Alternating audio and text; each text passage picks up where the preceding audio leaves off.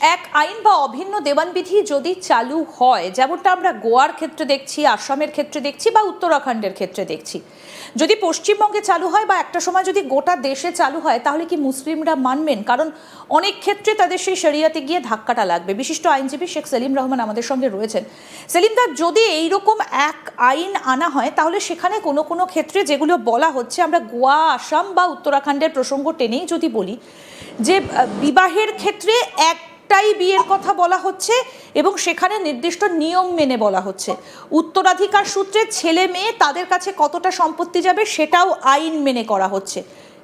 মুসলিম সম্প্রদায় তারা অনেক ক্ষেত্রে এই একটা বিয়ে করা বা সম্পত্তি বন্টন ছেলে এবং মেয়েদের মধ্যে সমানভাবে না করে তারা অনেকটা অন্যরকমভাবেও করে থাকেন। এগুলো কি তাহলে মুসলিমরা মানবে না? মানতে পারবেন কি তারা? না, দেখুন, এই সম্পত্তি বন্টন শরিয়ত ল মেনেই চলে এবং বৈবাহিক সম্পর্কটাও শরিয়ত ল মেনে চলে। কিন্তু যে দেশে আপনি বসবাস করবেন সেই দেশের আইন আপনাকে ফলো করতে হবে। এটা কিন্তু যখনই মানে একটা সময় ধরুন আপনার হাতে মানে চয়েস ছিল আপনি কোন দেশে বাস করবেন। আমি ভারতবর্ষের ওই স্বাধীনতা বা ওই সমসাময়িক সময় বলি, তখন কিন্তু ধরুন যে মুসলিমরা বেছে নিয়েছিল ভারতবর্ষে বসবাস করবে, তারা তো কনস্টিটিউশন মেনেই সেই সিদ্ধান্তটা নিয়েছিল এবং কনস্টিটিউশন বলেই দিয়েছিল সেই সময় যে ইউনিফর্ম সিভিল কোড চালুর এন্ডেভার নেওয়া হবে। তো যদি দেখা যায় কিছু ক্ষেত্রে শরিয়ত ল আর এই যে ইউনিফর্ম সিভিল কোডের আইনের মধ্যে ডিফারেন্স আসছে, তখন কিন্তু ওভার পাওয়ারিং এফেক্ট থাকবে এই uniform civil code. Otherwise normally এখনো পর্যন্ত আমাদের যে আইন আছে, জেনারেল লয়ের উপরে স্পেশাল অ্যাক্ট কিন্তু ওভার পাওয়ার করে। আর এই মুসলিম শরিয়াত আইন বা খ্রিস্টান বিয়ে এবং ডিভোর্স অ্যাক্ট বা সাকসেশন অ্যাক্ট যেগুলো আছে, এগুলো সব স্পেশাল অ্যাক্ট, তো সেগুলো ওভার পাওয়ার করে জেনারেল লকে। কিন্তু যে ইউনিফর্ম সিভিল কোড আসবে, এই স্পেশাল অ্যাক্টগুলো মানে রিলিজিয়াস রিলেটেড যে অ্যাক্টগুলো, এগুলোর উপরে কিন্তু ইউনিফর্ম সিভিল কোড প্রেফার করবে। তো প্রেফার করলে তখন সেই জনগোষ্ঠী মানবে কি মানবে না, প্রথম কথা এফেক্ট করলে মানতে হবে, দ্যাট ইজ দ্য প্রাইমারি। এবং যখন আপনি সিটিজেনশিপ নিলেন বা সেই দেশের সিটিজেন হয়েই রইলেন, আপনার হাতে অপশন থাকুক না থাকুক, দিস ইজ নর্মাল যে আপনাকে সেই আইন মেনে চলতে হবে। ওই ভালনারেবিলিটিটা মানবে কি মানবে না আগে হয়তো সরকারের সিদ্ধান্ত যে সেটা মেনে আনবে কি আনবে না, বা অলরেডি সেই সিদ্ধান্তে উপনীত হয়েছে যে মানার মতন জায়গায় এসেছে, কারণ জনগোষ্ঠীকে সবসময় একটা না ইম্পর্টেন্স দিতেই হয়। Customary law is one of the source of law. যে লগুলো তৈরি হয়েছে তার যে সোর্সগুলো থাকে, তার মধ্যে কাস্টমস কিভাবে চলছে, তার মধ্যে মুসলিম শুধু নয়, অনেক জনগোষ্ঠী থাকবে, অনেক মাইনরিটিও জনগোষ্ঠী থাকবে। এবং শুধু তাই নয়, মেজরিটিরও যে আইন আছে, মেজরিটির আইন থেকে কতটা নেওয়া হবে, কোন পার্টটা মাইনরিটির পার্ট থেকে নেওয়া হবে, এগুলো সবই সিদ্ধান্ত নিয়ে তবে এই লটা তৈরি হবে।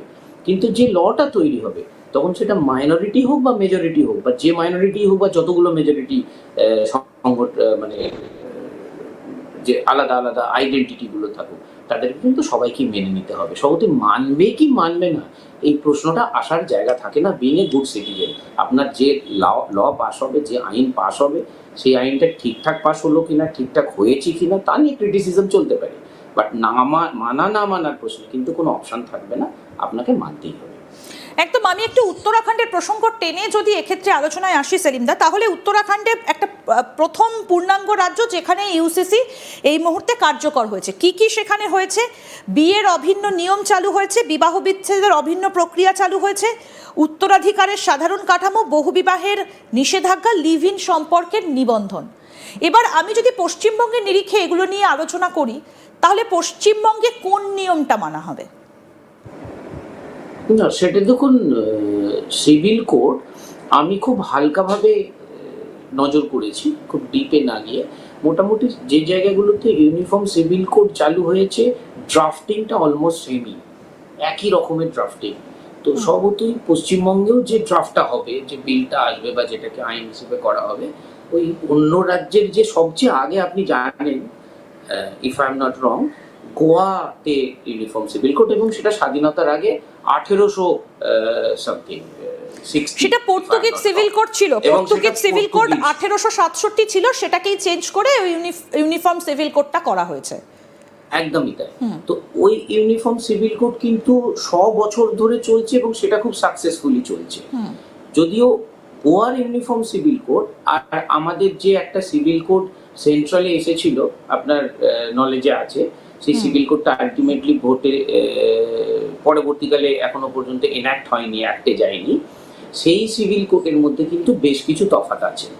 তো স্বভাবতই মানে কোন ড্রাফটটা ফলো করবে, গোয়ার ওই ড্রাফট ফলো করবে, বাট দেখা গেছে পরবর্তীকালে মানে প্রাক স্বাধীনতার পরে যে ইউনিফর্ম সিভিল কোড আছে সেই ড্রাফটগুলো অলমোস্ট সেম, এবং যেটা সেন্ট্রাল যে ইউনিফর্ম সিভিল কোড নিয়ে আসছিল তাতেও কিন্তু বেশ কিছু ড্রাফটিংগত ত্রুটি ছিল। সেই ড্রাফটিংগত ত্রুটিগুলো কিরকম, মানে সরকার নমিনেটেড পার্সনসদের বসিয়েছে।